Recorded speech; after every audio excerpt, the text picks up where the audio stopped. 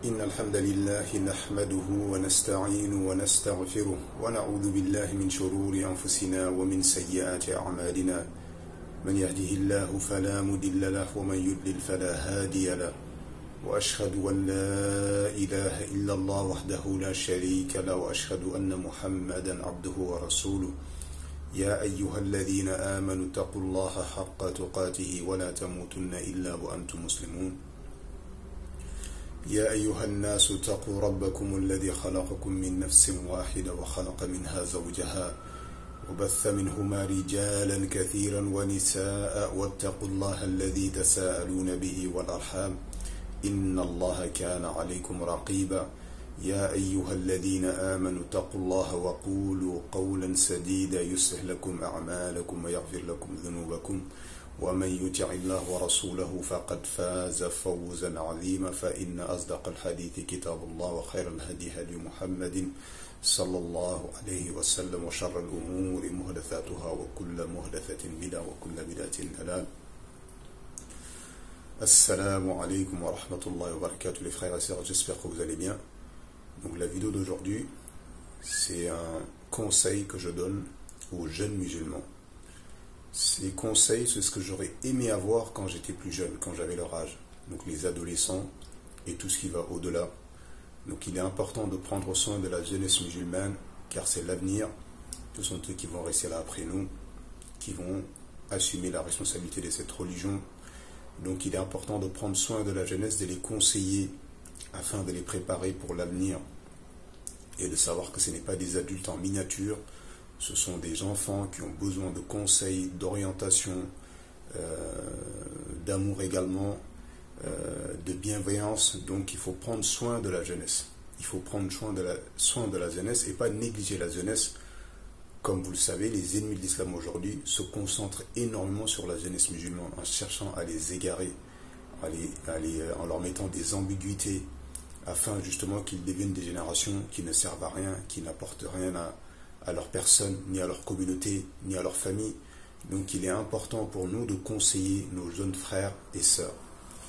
Donc le premier conseil que je voudrais donner, c'est déjà de prendre conscience de la réalité de ta personne. C'est-à-dire que quand tu es jeune et que tu vois que tu as atteint la puberté, donc ça veut dire que tu es devenu un homme ou que tu es devenu une femme. C'est-à-dire pour un homme par exemple, c'est quand tu vois que les signes de la puberté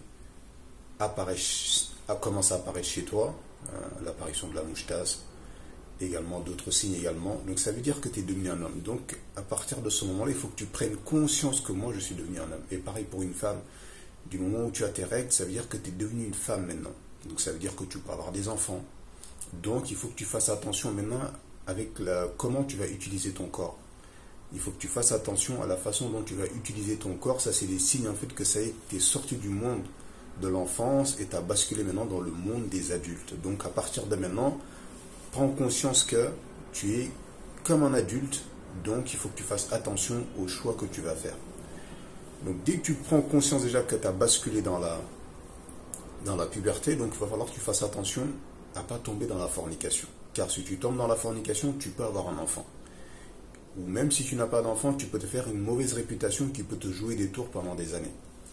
Et la fornication, c'est quelque chose de très très dangereux. Vous avez vu souvent les gens qui tombent dans la fornication. Il y en a peu déjà qui arrivent à se repentir. Donc il faut faire attention à cela, car c'est quelque chose, c'est un cercle vicieux. Quand tu rentres dedans, c'est difficile d'en sortir. Il y en a qui arrivent à en sortir avec l'aide d'Allah, avec un repentir sincère. Donc il faut éviter de tomber dans ce panneau déjà. Et sans compter ceux qui, à cause de la fornication, ont été éprouvés par des maladies sexuellement transmissibles, telles que le sida et autres. Donc il faut que tu prennes conscience de cela, qu'en ayant des rapports parfois, tu peux choper des maladies qui peuvent te tuer ou mettre fin, ou te mettre à l'hôpital pour toujours, par exemple. Il y en a également, ils ont joué avec la fornication, ils ont été privés de mariage, ils ont été privés d'avoir des enfants, et ça c'est quelque chose qui n'est pas facile à gérer, qui est pas facile à gérer parce que les gens autour de toi ont tendance à partir, tes parents ils partent, tes frères et sœurs se marient, donc si tu rates l'occasion d'avoir des enfants, ça peut être compliqué pour toi derrière, tu vas te retrouver vraiment seul et triste. Donc prends conscience de cela dès que tu sens que tu as atteint la puberté. Deuxième conseil qui est très très important, qui est le plus important, apprendre ta religion. Donc ça c'est ce que j'aurais aimé recevoir comme conseil quand j'étais adolescent. Que quelqu'un me dise, me prenne par la main, me dit il faut que tu apprennes absolument ta religion en commençant par les fondements de ta religion, c'est-à-dire le tawhid, l'unicité d'Allah. Il faut que tu connaisses vraiment l'unicité d'Allah Azza wa Jal. Surtout qu'à cette période, on commence à se poser des questions, qu'est-ce qu'on fait là, qui nous a créé, quelle est notre mission, etc. etc. Donc si tu découvres tout de suite l'unicité d'Allah Azza wa Jal à travers les livres des savants de la Sunna, tels que les 3 fondements, les 4 règles, les 6 fondements, Kitab al-Tawhid, et les autres livres également écrits par les savants de la Sunna, tels que Cheikh Al-Fawzan, etc., etc. Ou que tu écoutes les audios d'un prédicateur salafi qui est sur la Sunna. En réalité, le jeune a besoin de rencontrer un grand frère salafi quand il est jeune. Subhanallah. Il n'y a que les salafiyoun qui t'aideront à te réformer vraiment. Quant aux autres, ils ne t'apporteront rien du tout. Donc, ou un prédicateur, parmi les prédicateurs salafis connus pour leur science et leur intégrité, les gens de Sunna, Abu Layth et tous les frères qui sont avec lui, le frère Al-Nasiha et les frères qui sont avec lui, les frères de la voie droite également. Un parmi ces frères-là, ok, tu découvres l'explication des 3 fondements qu'il a fait, des 4 règles ou de Kitab al-Tawhid, ou l'explication dans la parole de l'unicité, etc., etc. Donc ça, c'est vraiment primordial et important. C'est la chose la plus importante pour toi quand tu es jeune, c'est d'apprendre le Tawhid afin de le concrétiser. Et de connaître le shirk également afin de s'en éloigner. De connaître le shirk afin de s'en éloigner. Combien de gens, subhanallah, ne connaissent pas du tout le shirk. Et ça, tu le vois à travers nos jeunes frères. Quand ils parlent sur la vie de ma mère, sur le Coran, sur la Mecque, il ne fait que jurer par autre qu'Allah, alors que ceci est du shirk. Ceci est du shirk, subhanallah. Et c'est beaucoup répandu parmi nos jeunes, subhanallah. Ça prouve en fait que nos jeunes ne connaissent pas le shirk, car s'ils connaissaient le shirk, les conséquences du shirk, ils ne s'amuseraient jamais à jurer par autre qu'Allah Azza wa Jal. Donc veille, subhanallah, à connaître le tawhid et à connaître le shirk également afin de t'en éloigner, car le shirk est le plus grand des péchés. Celui qui meurt sur le shirk, Allah ne le pardonnera jamais, jamais, jamais. Il ira en enfer pour l'éternité, il n'en sortira jamais. Subhanallah. Donc tu vois quand même, tu dois connaître qu'est-ce que c'est que ce péché qu'Allah ne pardonne jamais et qui conduit son auteur à l'éternité pour l'enfer. Et tu dois connaître également la plus grande des bonnes actions, la meilleure des bonnes actions qui est le tawhid. L'action sans laquelle Allah ne regarde même pas le reste de tes œuvres. Donc il faut absolument que tu apprennes le tawhid, l'unicité d'Allah auprès des gens de la sunna, des savants salafis ou des étudiants en sciences salafis qui traduisent justement ces livres-là dans leurs cours, etc., etc. Donc une fois que tu as compris, tu as pris conscience de cela, la science, car la science est importante, il ne faut pas adorer Allah avec ignorance, ni imiter les gens sans savoir ce que tu fais. À partir de maintenant, il faut que tu sois capable d'avoir des arguments de tout ce que tu fais. Je fais la prière parce qu'Allah nous l'a ordonné. J'unifie Allah car c'est pour ça qu'Allah nous a créés. C'est pour ça qu'on est sur terre, c'est pour adorer Allah seul sans lui donner aucun associé. Seul sans lui donner aucun associé. Quel est le péché qu'Allah ne pardonne pas, qui le met le plus en colère? C'est le shirk. Il faut que tu connaisses le shirk, le grand et le petit, car le shirk il est divisé en deux. Ça c'est vraiment des choses importantes, subhanallah, pour toi dans ta vie de tous les jours. Et ensuite, également, il faut que tu prépares ton avenir. Donc une fois que tu as appris cela, derrière, effectivement, il faut que maintenant tu concrétises le tawhid. Et l'acte qui concrétise le plus le tawhid, c'est la prière. La prière à son heure et à la mosquée pour les hommes. Ça c'est hyper important. La prière va te préserver de beaucoup de choses blâmables. Également, c'est elle qui va t'aider à sortir du blâmable si jamais tu es amené à tomber dedans. Donc c'est hyper important de faire sa prière. Et pas d'écouter des gens qui négligent la prière, qui te disent que tu es jeune, quand tu vas grandir, Allah va te guider, etc., etc. Non, subhanallah. Fais ta prière.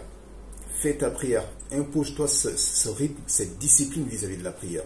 Et n'attends pas que les gens te disent de prier pour prier. Parce qu'il y en a, en fait, qui prient parce que leurs parents leur disent de prier. Si son parent ne lui dit pas de prier, il ne prie pas. Non, subhanallah. Et du moment où tu atteins la puberté, tu dois te comporter comme un homme, ou te comporter comme une femme. Dans le sens où, en fait, ma prière, c'est l'acte la plus importante après l'unicité d'Allah. C'est la première chose sur laquelle Allah va m'interroger Yawm al-Qiyamah. Donc moi je fais ma prière et j'attends pas que personne me dise de prier. Hein, c'est moi qui mets mon réveil pour me réveiller pour la prière de l'aube. Je n'attends pas que mon père vienne me réveiller ou ma mère vienne me réveiller. Je mets mon réveil, je me réveille, je fais ma prière. Et ensuite, je vague à mes occupations. Pareil, le Dohr arrive, Asr arrive, je fais mes prières. J'attends que personne. Ce qui est étonnant, parfois tu vois des jeunes, subhanallah, personne ne les oriente vers les jeux vidéo. Il va jouer, il va acheter les jeux qu'il faut, il connaît les jeux qu'il faut, les consoles, il connaît tout, subhanallah. Par contre, pour la prière, il est incapable d'être autonome et indépendant. Comment tu peux être autonome, indépendant, motivé pour des jeux vidéo qui ne t'apportent rien, ni ici-bas, ni dans l'au-delà, qui n'est qu'une perte d'argent, une perte de temps. Et au même moment, tu ne fais aucun effort pour la prière, hein, et si on ne te dit pas de prier, tu ne pries pas. Et là, comme ça, tu te laisses aller. Alors que la prière, c'est la chose la plus importante pour toi dans ta vie, d'ici-bas et dans l'au-delà. C'est celle qui va t'apporter le bonheur que tout le monde cherche. Et c'est celle également qui va te servir Yawm al-Qiyamah quand tu seras jugé, subhanallah. Donc, sois autonome, sois responsable, sois indépendant. Ne sois pas un assisté, même pour tes affaires les plus importantes qui te concernent. Donc la prière, hein, car ça va t'aider, ça va te préserver également du blâmable. Et derrière, le troisième conseil, c'est le fait d'être bienfaisant envers les parents. Comme tu sais, tu n'étais rien avant. Tes parents se sont occupés de toi. Et aujourd'hui, alhamdoulilah, tu es devenu quelqu'un. Tu parles, tu marches, tu comprends, tu as la raison, tu as la force. Donc il faut que tu les réjouisses en fait. Et pas que tu sois quelqu'un qui les attriste. Non, subhanallah. Rappelle-toi de tous les efforts qu'ils ont faits pour toi, pour qu'aujourd'hui tu sois quelqu'un. Subhanallah. Ils ont dû énormément souffrir, physiquement, financièrement. Hein, la mère qui t'a porté pendant 9 mois, imagine 3-4 kilos dans ton ventre pendant des mois, subhanallah. Hein, qui a du mal à s'alimenter, qui a du mal à dormir à cause de toi. Et derrière, quand tu viens au monde pareil, hein, qui a du mal à dormir, qui a du mal à récupérer parce que tu te lèves la nuit, tu dois allaiter, tu tombes malade, etc., etc. Quand tu fais tes dents également, toute la difficulté que ça comporte. Également, les couches, les acheter, les nettoyer, les changer, tout ça, c'est quelque chose que tu comprends maintenant que c'est pas facile. Et sans compter également la nourriture, la maison, hein, ils s'en occupent, ils payent des loyers, ils te payent tout ce dont tu as besoin, ta santé, tes vêtements, ton logement. Donc une fois que tu es pubère, il faut que tu prennes conscience de cela, de ces gens-là, de tous ces efforts-là qu'ils ont fait pour que toi, aujourd'hui, tu sois là, par exemple. Donc sois reconnaissant envers eux, sois bienfaisant envers eux, ne leur parle pas mal, ne leur dis pas des paroles mauvaises, comme Allah nous l'a interdit, de dire juste ouf, ouf, c'est pas un mot. Admettons, il te donne un ordre, tu dis ouf, tiens, tu souffles comme ça, genre pour montrer que tu n'es pas content. Même ça, c'est interdit. Qu'en est-il de dire un mot? Non, je ne le fais pas. Ou de les insulter. Qu'Allah nous en préserve, malheureusement, certaines personnes sont arrivées à insulter leurs parents. Ou de faire des choses qu'ils n'aiment pas. Ils t'interdisent d'aller à des endroits, tu y vas quand même. Ils t'interdisent de traîner avec des personnes, tu y vas quand même. Tu traînes avec eux, alors tu sais que tes parents n'aiment pas que tu traînes avec ces gens-là. Notamment les gens qui sont dans la drogue parfois, hein, ou des gens mauvais, subhanallah, qui peuvent détruire ton avenir. Eux, ils sont conscients des conséquences qui te guettent avec ces gens-là, alors que toi, parfois, tu n'es pas conscient. Hein, donc, il est hyper important que dès que tu grandis, que tu prennes conscience des efforts qu'ont fait tes parents pour toi quand tu étais plus jeune, et que tu sois bienfaisant envers eux, que tu les aides maintenant, hein, que tu fasses la vaisselle, que tu fasses le ménage, que tu les aides dans les courses, hein, et que tu les aides dans les courses, et que tu comprennes également qu'un jour, tu vas être dans leur position.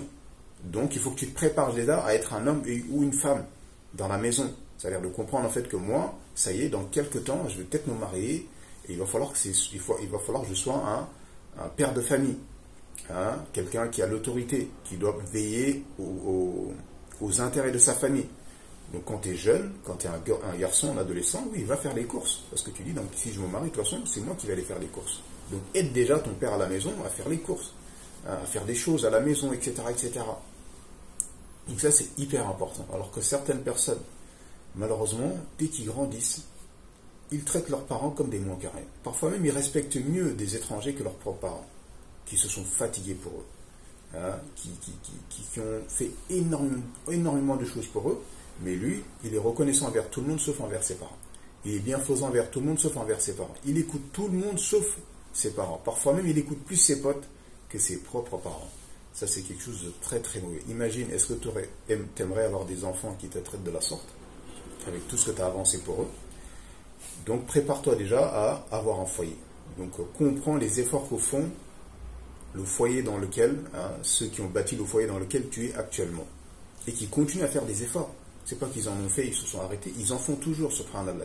Donc remercie-les, aide-les, sois bienfaisant envers eux si tu as la capacité. Donc ça c'est la troisième conseil. Quatrième conseil, les mauvaises fréquentations. Il faut que tu comprennes en fait que les mauvaises fréquentations peuvent te détruire ton avenir. Peut-être pas tout de suite, mais plus tard. Donc fais attention, évite toute personne qui t'appelle au mal. Évite toute personne qui t'appelle au mal. Même si c'est quelqu'un qui a la même couleur de peau que toi, qui a les mêmes origines que toi, au niveau des pays par exemple. Parce que souvent, les jeunes ont tendance à se laisser tromper par des gens qui viennent de chez eux. Lui, c'est un Marocain comme moi, lui, c'est un Sénégalais comme moi. Et il le suit comme ça, même dans le haram, subhanallah. Ou lui, c'est quelqu'un, il vient de mon quartier, c'est un gars de mon quartier, c'est un gars de mon département, c'est un mec du 9-4, du 9-3 ou de je ne sais pas quoi. Non, subhanallah. Ça veut rien dire. Ça, Yom al-Qiyamah, t'es seul, dans ta tombe, t'es seul. Donc, ne traîne qu'avec des gens qui te tirent vers le haut. Des gens qui te tirent vers le haut. Des gens de la sunna qui te tirent vers le haut. Qui t'élèvent, qui t'aident à te purifier, à te rapprocher de ton Seigneur. Toute personne qui te tire vers le bas, délaisse-le.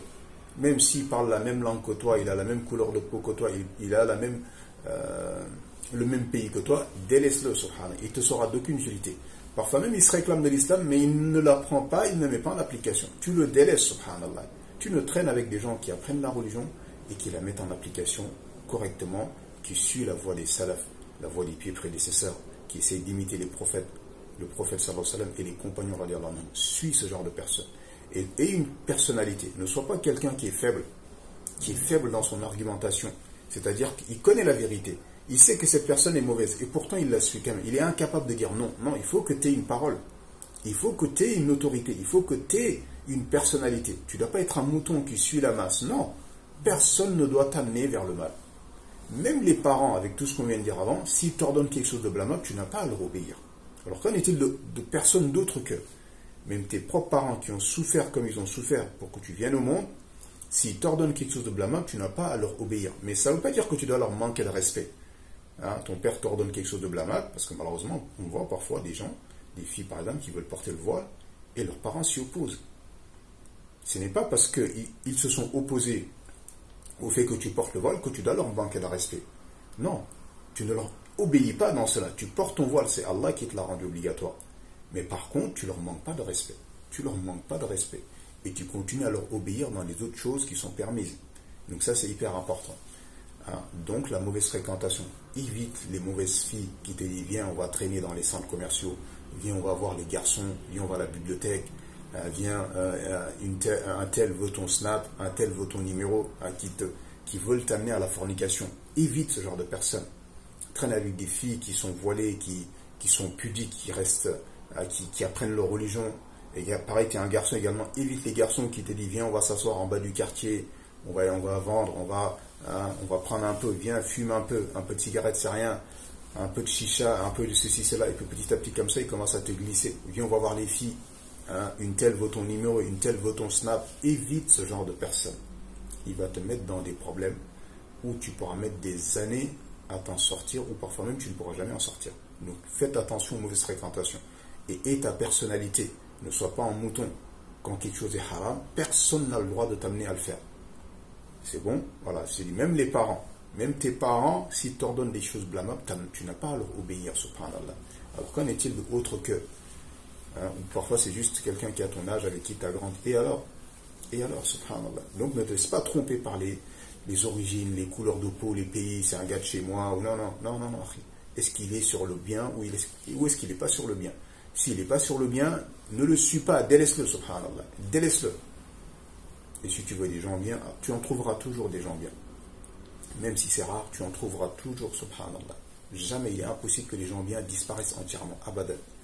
Non. Donc ne te laisse pas tromper par le mal, même s'il est abondant. Accroche-toi à la vérité, même s'il est rare. Accroche-toi aux gens de la vérité, même s'ils sont rares, subhanallah. Donc là, les fréquentations. Derrière également, il faut que tu prépares ton avenir mondain. Comme tu sais, tu vas devoir s'occuper de foyer. Surtout quand tu es un homme, il faut que tu comprennes cela. Que moi, il faut qu'un jour, je prenne un logement, que je marie une femme, que je paye une dot, que je paye des factures, que j'ai des enfants, que je paye également les charges de la famille. Donc il faut que mondainement, tu aies un bagage. Donc tout à l'heure, quand je parlais de l'apprentissage de la religion, donc il faut rajouter également à l'apprentissage de la religion l'apprentissage de l'arabe, car l'arabe fait partie de la religion. Il est hyper important pour toi d'apprendre l'arabe, de prendre des cours d'arabe, de pouvoir lire le Coran et de pouvoir comprendre l'arabe. Parce que c'est la langue de ta religion, c'est la langue à travers laquelle tu adores Allah Azza wa Jal. C'est à travers cette langue-là qu'Allah s'est adressé à toi à travers le Coran. Et c'est à travers cette langue-là également que le prophète sallallahu alayhi wa sallam s'est adressé à toi dans la sunna. Donc il faut absolument que tu apprennes l'arabe. Il faut absolument que tu apprennes l'arabe et que tu apprennes le Coran également. Et peut-être qu'avec la grâce d'Allah, tu pourras le mémoriser avant tes 20 ans. Mais il est hyper important d'apprendre l'arabe. Okay, et pas être des générations qui n'apprennent pas l'arabe. Donc qui ne comprennent même pas ce que ça veut dire la ilaha illallah, Muhammad Rasulullah, qui ne comprennent pas le Coran. Ils lisent Fatiha, Al-Fatiha 17 fois par jour, ils ne savent pas ce que ça veut dire. Ils disent des formules dans leur prière, ils ne savent pas ce que ça veut dire. Le Tashahhud, ils ne savent pas ce que ça veut dire. Subhana Rabbiyal A'la, il ne sait pas ce que ça veut dire. Non, ne sois pas un musulman de ce type. Sois un musulman intelligent qui sait ce qu'il fait. C'est ce qu'Allah il attend de nous. Des gens qui comprennent. C'est pour ça qu'il nous a donné la raison.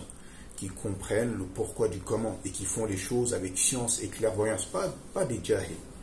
Pas des jahils. Donc, c'est important d'apprendre la langue arabe. Et mondainement également, il faut que tu aies un métier. Il faut absolument que tu veuilles avoir un métier, subhanallah.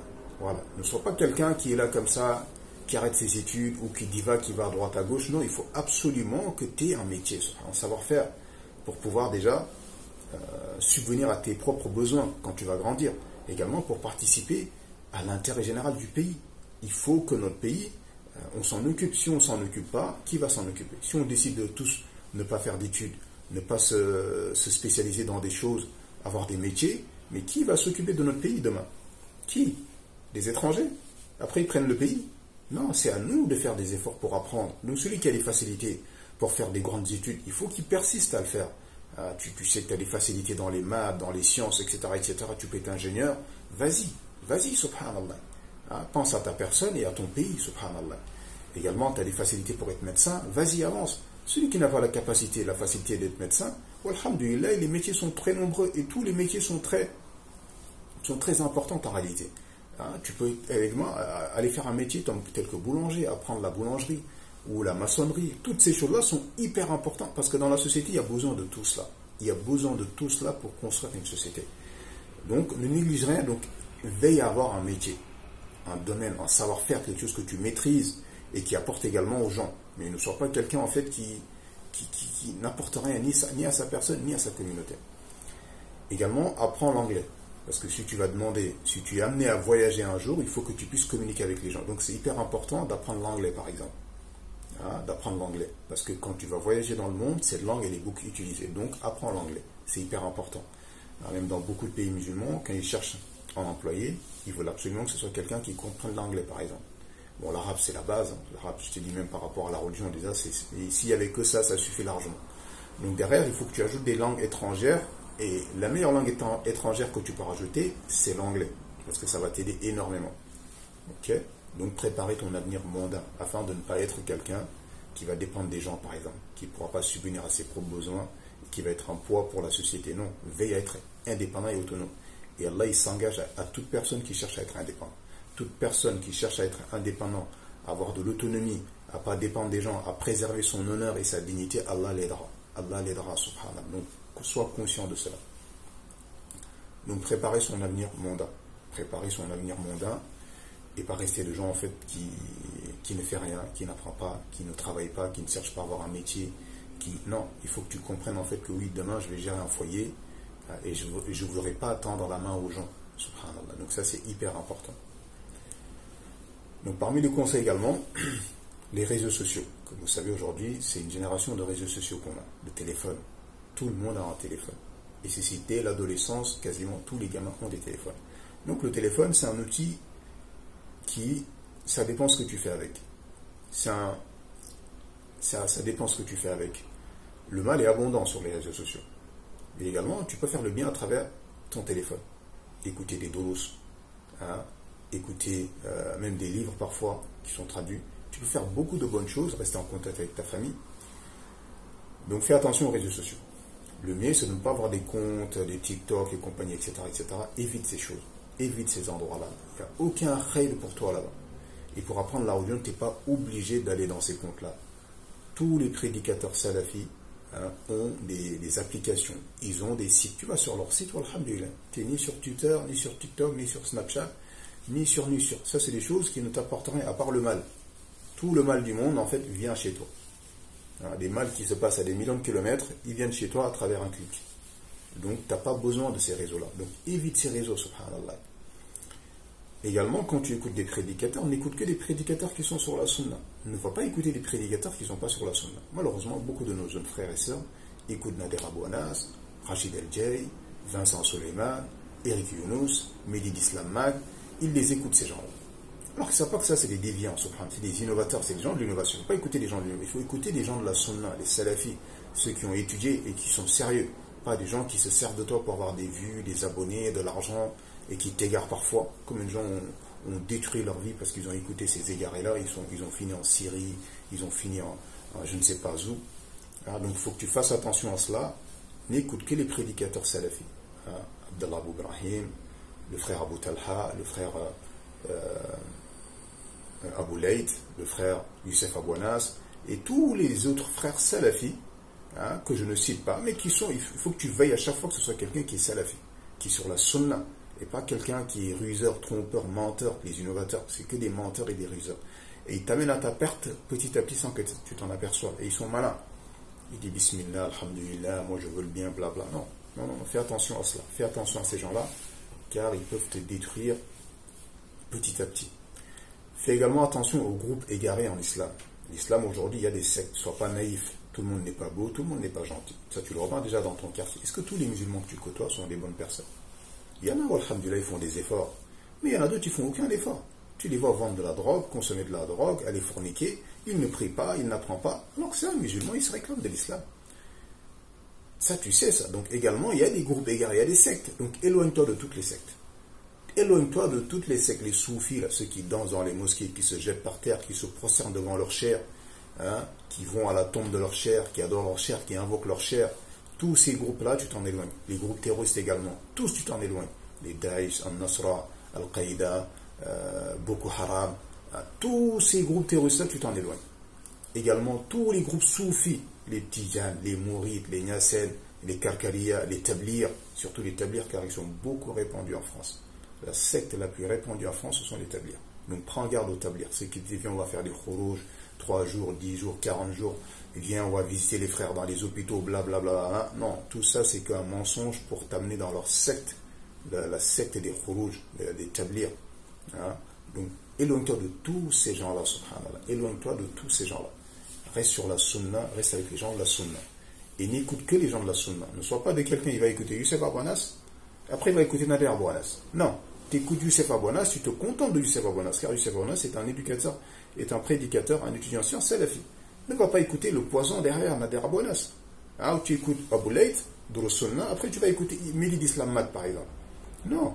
Ou tu vas écouter Abou Talha, après derrière tu vas écouter Rachid El-Jay. Non. Il faut que tu écoutes que les gens de la Sunna, les frères salafis, et tu te contentes d'eux, tu vas trouver tout ce qu'il te faut auprès de ces gens-là pour que tu puisses comprendre ta religion et la concrétiser de la meilleure des façons. Et si tu mélanges le miel et le poison, à la fin tu vas te retrouver qu'avec du poison, subhanallah. Tu te contentes du miel si tu veux progresser. Mais pas une goutte de miel, une goutte de poison. Là, tu vas attraper les maladies, l'extrémisme, le soufisme, etc. On le voit. Regardez certains massakines là, parmi les Français, des convertis qui rentrent dans les sectes Karkaria, la secte là, qui se trouve au Maroc. Là. Regarde dans quel état ils sont les massakines. Oui, je vois la lumière, le cher il m'a donné la lumière. Subhanallah, c'est quoi ça? Quelle lumière miskine? Quelle lumière il détient pour te la donner, subhanallah? Quelle lumière? Tu vois, ils délirent complètement, ils disent des paroles qui ne servent à rien du tout. Regarde également les jeunes qui sont avec les tablirs. Ils voyagent, Pakistan, Inde, Bangladesh, Paris, Marseille, nanana. Au final, tu lui demandes qu'est-ce que c'est que la ilaha illallah, il ne peut pas te le dire. Qu'est-ce que ça signifie la ilaha illallah? Il ne peut pas te le dire. Car eux, ils ne parlent pas du tawhid, ils ne mettent pas en garde contre le shirk, ils ne mettent pas en garde contre les groupes égarés. Tout ce qu'ils font, c'est voyager, aller à droite, à gauche. Et sans compter le fait que quand tu sors avec ces gens-là, au niveau de ta vie mondaine, c'est foutu. Parce que tu ne peux pas travailler et sortir autant. Tu Tu peux faire des études et sortir tout le temps en khourouj, ça veut dire que socialement, tu n'as pas de vie. T'as pas de vie. Et qui va accepter de marier un homme qui fait du khourouj? Il rentre de Strasbourg, il doit aller à Paris. Il rentre de Paris, il doit aller en Belgique. Il rentre de Belgique, il doit aller au Pakistan. Il rentre de Pakistan, il doit aller en Bangladesh. Qui va marier ce genre de personne? Qui n'est jamais là, subhanallah. Et qui te délaisse parfois sans même te donner ce qu'il te faut pour vivre. Après qu'il dit Allah il va s'occuper de toi. Comment Allah va s'occuper de toi, miskin? Subhanallah. Donc les groupes égarés, évite les groupes égarés. Évite les groupes. Soit reste sur la méthodologie des pieds prédécesseurs. Reste sur la méthodologie des pieds prédécesseurs. Reste avec les étudiants sciences salafis, les savants salafis. Également, sois fier de tes origines. Sans t'enorgueillir. Sois fier de tes origines sans t'enorgueillir. Tu es un pays, sois fier de ton pays. Sois fier de tes dirigeants. Essaye d'aider tes dirigeants. Ne sois pas de ceux qui critiquent leurs dirigeants, qui les insultent, qui les dénigrent, et qui font l'éloge parfois des dirigeants kafirs en disant qu'ils sont meilleurs que les dirigeants de son pays qui sont des musulmans. Non, ne sois pas quelqu'un comme ça. Il faut que tu sois lié à un pays musulman, à des gouverneurs musulmans. Et ça, c'est une fierté, un grand honneur d'être né et d'être affilié à un pays musulman. Regardez les gens qui sont affiliés à des pays de Koufr. Comment les États, les gouverneurs de ces pays de Koufr les maltraitent. Ils n'ont aucune fierté, subhanallah, à dire qu'ils sont fiers d'avoir des gouverneurs comme ça. Alors que toi, Allah, il a fait que, subhanallah, que tu aies une affiliation à un pays musulman, à des gouverneurs musulmans. Donc, sois fier de ton pays, de tes origines, et sois fier également de tes gouverneurs. Et affilie-toi à eux. Aide-les, invoque en leur faveur, afin qu'Allah les guide, qu'il les oriente, qu'il leur donne des bons conseillers. Et ne sois pas des traîtres qui les insultent, qui les dénigrent, qui les maudissent. Et au même moment, fais l'éloge des kafirs, subhanallah, des dirigeants kafirs, subhanallah, la hawla wa la quwwata illa billah. Donc sois fier, hein, mais ne va pas t'enorgueillir devant un autre musulman. T'es marocain, ne va pas t'enorgueillir devant un Algérien. T'es un Algérien, ne va pas t'enorgueillir devant un Marocain. C'est un musulman comme toi, il n'y a aucune différence entre vous. Ne va pas t'enorgueillir devant un Tunisien ou devant un Sénégalais ou faire preuve de racisme les uns envers les autres. Non, on est tous des frères, ya ikhwa. On est tous des frères. On est tous comme un seul cœur. Quelqu'un qui s'attaque à un parmi nous, il s'attaque à nous tous en réalité. Le bonheur d'un parmi nous, c'est le bonheur de nous tous. On est tous des musulmans, on a un seul Seigneur que nous adorons sans lui donner aucun associé. On a un seul prophète qui est Mohammed sallallahu alayhi wa sallam que nous suivons. Hein, le groupe des compagnons. Hein, donc nous sommes tous pareils. Donc il ne nous est pas permis de s'enorgueillir les uns sur les autres, de faire preuve de racisme les uns sur les autres. Ça, c'est des choses mauvaises et blâmables. C'est des choses qui font partie de la période des actes des gens de la Jahiliya. Et ça, c'est très mauvais en fait d'être musulman, d'avoir des comportements des gens de la Jahiliya, subhanallah. Donc éloigne-toi de ces choses. Et veille également à avoir la nationalité de ton pays. Parce que malheureusement, certains massakines, ils sont nés en France. Donc ils ont la nationalité française. Au même moment, ils font aucun effort pour avoir la nationalité de leur pays d'origine. Le pays de leurs parents. Donc voilà qu'ils se retrouvent, ils voyagent par exemple en Algérie, ils se retrouvent un étranger dans son pays, car il n'a pas les papiers. Subhanallah. Il se retrouve avec des sorties de territoire, à demander des visas. Pourquoi tu ne fais pas l'effort d'avoir la nationalité sénégalaise alors que tu es d'origine sénégalaise, tu te contentes tout simplement de ton passeport français. Et le jour où tu débarques au Sénégal, tu te rends compte que tu es un étranger. Tu es un étranger, tu n'as pas leurs papiers. Tu n'es pas affilié à eux. Donc veille à avoir la nationalité de ton pays d'origine. Tes parents sont tunisiens, donc veille à avoir la nationalité tunisienne. Comme ça, le jour où tu voyages en Tunisie, tu n'es pas un étranger.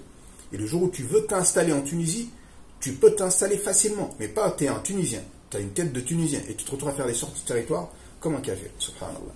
Non, subhanallah. Ou quelqu'un qui n'est pas tunisien. Non. Il faut faire attention à cela. Comme les gens ont négligé cela, et le jour où ils ont voulu faire la hijra, ils ont énormément galéré. Ils ont énormément galéré à faire des sorties de territoire chez lui. Parce que justement, on est en France, on est né là-bas, on a les papiers là-bas, on se prend pour des Français. Il y en a même, ils disent, nous on est des Français, t'es pas un Français, miskin. T'es pas un Français. T'es un musulman, tu t'affilies au pays de tes parents et tu cherches à avoir leur nationalité. Mais dire, parfois, subhanallah, surtout que ce passeport-là, maintenant, il y a beaucoup de pays qui te font payer des visas. Ils te font payer des visas, subhanallah. Juste en Afrique, beaucoup de gens qui ont le passeport français, quand ils arrivent, ils payent des visas. Parfois, tu te retrouves à payer des visas, parfois même dans ton pays. Subhanallah. Donc, veille à avoir la nationalité de ton pays et à être fier de ton pays, de tes dirigeants, sans t'enorgueillir devant les autres musulmans. Parce que sinon, tu vas galérer le jour où tu vas vouloir voyager dans le monde. Hein? Dire que je suis français. Comment ça, t'es français, subhanallah? T'entends pas qu'ils disent que vous êtes des Français de papier, ça ne te suffit pas pour dire en fait que non, effectivement, non, on est des Marocains, on est des Tunisiens, on est des Algériens. Ou dire non, non, il n'y a pas de moitié-moitié. Ça, c'est un pays de koufr. Tu t'affilies pas à ce pays, subhanallah. Tu t'affilies au pays d'islam. Tu vas augmenter le nombre des musulmans, être fier des musulmans et les soutenir, les aider. Et pas dire, ah non, leurs passeports sont nuls, c'est des pays pauvres. Moi, t'es pas français, miskin. Et une fierté, subhanallah, et une fierté. Hein, et pas d'être comme ça, subhanallah. Hein. Ça, c'est vraiment quelque chose, il faut faire attention à cela. Donc, quand tu es là-bas, veille à ce que tes parents et que vous ayez la nationalité de vos pays d'origine, les pays d'islam. Car sinon, tu vas galérer le jour où tu vas vouloir voyager dans le monde. Hein. Et puis, tu n'auras aucune fierté. Parce que tu vas arriver à l'aéroport, ils vont te regarder avec ta tête de Sénégalais, là, avec leur passeport. Ils vont dire, qu'est-ce qu'il y a? Comment ça se fait que tu as notre passeport, toi? Hein, tu n'as pas une tête de breton, etc., etc. Donc fais attention à ça parce que tu vas te retrouver humilié, rabaissé parfois. Parfois même, moi, imaginons je suis sénégalais, je débarque au Sénégal, devant les douaniers sénégalais, je montre un passeport français, avec ma tête comme ça. Là. Quel message je leur donne? Quelle fierté je leur donne? Non, je suis fier de sortir mon passeport sénégalais. Pas de sortir un passeport français ou allemand ou chinois. Et parfois, j'ai que ce passeport-là. J'ai même pas leur passeport. Subhanallah. Hein? Sans compter qu'eux, ils sont en train de te dénigrer, de te rabaisser, rentrer chez vous. Hein? Vous êtes des Français de papier. Et puis toi, tu dis, moi, je suis français, je suis fier. Oh, arrête, arrête. Allah, il t'a honoré. Il t'a fait naître dans un pays d'islam, entre guillemets. Hein? Il t'a affilié à un pays d'islam. Alors qu'au même moment, tu vois des convertis, ils font tout pour obtenir la nationalité des pays d'islam. Ils font tout pour obtenir la nationalité des pays. Et tu as des musulmans, ils ont la nationalité, ils ne font même pas l'effort de la chercher. Ils se contentent comme ça de rester avec leur passeport français. Donc ça, veille attention. Veille vraiment à avoir la nationalité du pays de tes parents. Du pays de tes parents. Et pas être quelqu'un qui est là, je suis français, et qui délire en réalité. Car ils te le répètent tous les jours, tu ne fais pas partie de nous. Tu ne fais pas partie de nous. Quitte chez nous d'ailleurs. Qu'est-ce que tu fais chez nous? Qu'est-ce que tu fais avec notre passeport? Donc, et un peu de fierté, un peu d'honneur. Hein, etc., etc. Donc voilà, c'est vraiment les conseils que j'aurais aimé avoir quand j'étais adolescent. J'aurais aimé avoir ça quand j'étais adolescent. Que je rencontre un frère salafi qui est sur la sunna, qui me donne des livres, hein, qui m'oriente vers des prédicateurs qu'il faut écouter, vers des savants qu'il faut écouter, qui m'incite également à préparer mon avenir mondainement, hein, à apprendre l'arabe, à avoir un métier, etc., etc., hein, qui me conseille également par rapport à la fornication, pour pas que je tombe dedans, hein, et qui me montre les bienfaits du mariage, le fait de se marier tôt, tous les avantages qu'il y a dedans, etc., etc. Toutes ces choses-là, en fait, c'est ce qu'on aurait aimé avoir quand on était jeune. Donc c'est pour ça que c'est ce qu'on donne aujourd'hui aux jeunes, en fait, afin qu'ils ne se perdent pas, qu'ils ne ratent pas son avenir, qu'ils ne fassent pas des erreurs qui vont lui coûter des années parfois à réparer, etc., etc. Donc ça, c'est vraiment le conseil d'un grand frère pour ses petits frères et pour ses petites sœurs également, musulmans dans le monde. Donc on demande à Allah qu'il nous fasse profiter ce que nous disons. On demande à Allah qu'il nous fasse profiter ce que nous disons, qu'il nous accorde la sincérité dans nos paroles et dans nos actes, qu'il nous élève en degré, qu'il nous permette d'être fiers de cette religion-là, d'être reconnaissants, de porter cette religion, de la défendre, hein, et pas être des gens, subhanallah, qui la négligent, hein, qui ne l'apprennent pas, qui ne connaissent même pas sa valeur, qui nous permettent également d'être un bien pour nous, pour nos pays, pour la communauté musulmane, hein, d'être une fierté pour nos parents, nos pays, notre communauté, subhanallah, et pas être des gens, subhanallah, qui sont un poids pour la communauté, pour leur pays. On demande à Allah qui nous accorde le paradis, qui nous accorde la science bénéfique, les œuvres pieuses, qu'il remercie également tous les frères prédicateurs, les savants salafis qui font des efforts justement pour propager l'islam authentique parmi les gens afin de les sortir de l'ignorance, des ténèbres vers la lumière, de l'ignorance vers la science. Hein. Donc vraiment, qu'Allah récompense tous les prédicateurs salafis.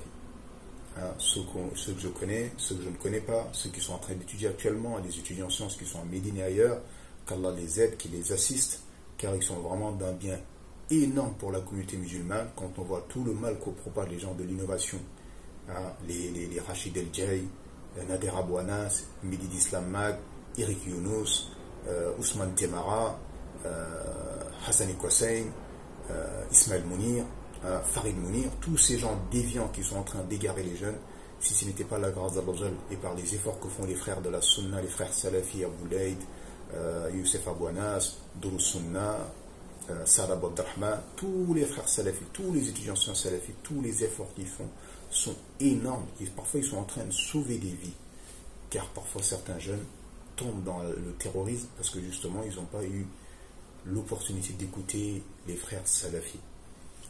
هذا والله أعلم وصلى الله وسلم على نبينا محمد وعلى آله وصحبه أجمعين سبحان ربك رب العزة عما يصفون والسلام على المرسلين والحمد لله رب العالمين.